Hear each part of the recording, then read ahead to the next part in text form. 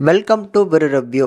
இந்த வீடியோவில் 2023லேருந்து எடுக்கப்பட்ட ஒரு கன்னட திரைப்படமான காக்டெயில் திரைப்படம் எப்படி இருக்குது அப்படிங்கிறது தான் வந்து பார்க்க போகிறோம். அண்ட் இந்த திரைப்படம் வந்து இப்போ தமிழ் டப்பிங்கோட யூடியூப்பில் ஃப்ரீயாகவே அவைலபிளாக இருக்குது. எப்படி இருக்குது பார்க்கலாமா இல்லையாங்கிறத டீட்டெயிலாக பார்க்கலாம். ஃபஸ்ட்டு படத்தோட கதை.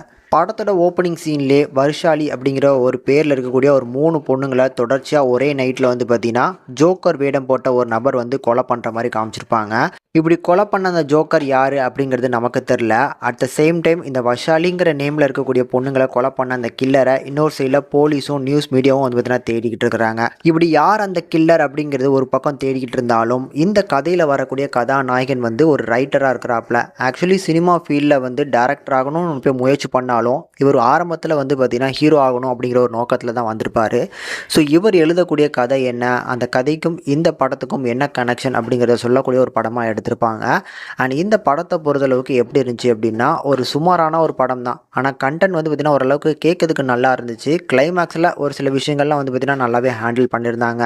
ஸோ ரைட்டிங் வைஸில் வந்து பார்த்திங்கன்னா படம் நல்லா இருந்தாலும் ப்ரொடக்ஷன் வேல்யூவில் கொஞ்சம் அடி வாங்கியிருக்கிறதுனால படத்தில் வந்து பார்த்திங்கன்னா அந்த கேஸ்டிங்ஸ்லாம் ரொம்ப வந்து பார்த்திங்கன்னா சுமாரான ஒரு பர்ஃபார்மன்ஸ் தான். ஒரு சில இடங்கள்லாம் இன்னும் கொஞ்சம் பெட்டரான பர்ஃபார்மன்ஸ் அண்ட் ஸ்க்ரீன் பிளேவும் ஓரளவுக்கு நல்லா விறுவிறுப்பாக கொண்டு போயிருந்தாங்க அப்படின்னா அந்த கிளைமேக்ஸில் வரக்கூடிய போர்ஷன்ஸ்லாம் ஓரளவுக்கு பார்க்கறதுக்கு நல்லா இருந்திருக்கும். ஆனால் இப்பொழுதைக்கு பார்க்கறதுக்கு ஒரு ஒன் டைம் வாட்சபிள் மூவி தாங்க. ஆனால் ரொம்ப சுமார் படம் அப்படின்லாம் சொல்ல மாட்டேன். கண்டென்ட் உண்மையும் நல்லா இருக்குது. ஸோ இந்த கண்டென்ட்டை கண்டிப்பாக ஒரு ரீமேக் பண்ணி ஒரு நல்ல ஒரு ஸ்க்ரீன் பிளே கொடுத்தோம் அப்படின்னா இந்த படம் பார்க்கறதுக்கு வேறு லெவலில் வரக்கூடிய ஒரு படம் அப்படின்னு தான் நான் சொல்லுவேன். முடிஞ்சால் ட்ரை பண்ணி பாருங்கள். யூடியூப்பில் இந்த படம் ஃப்ரீயாகவே அவைலபிளாக இருக்குது.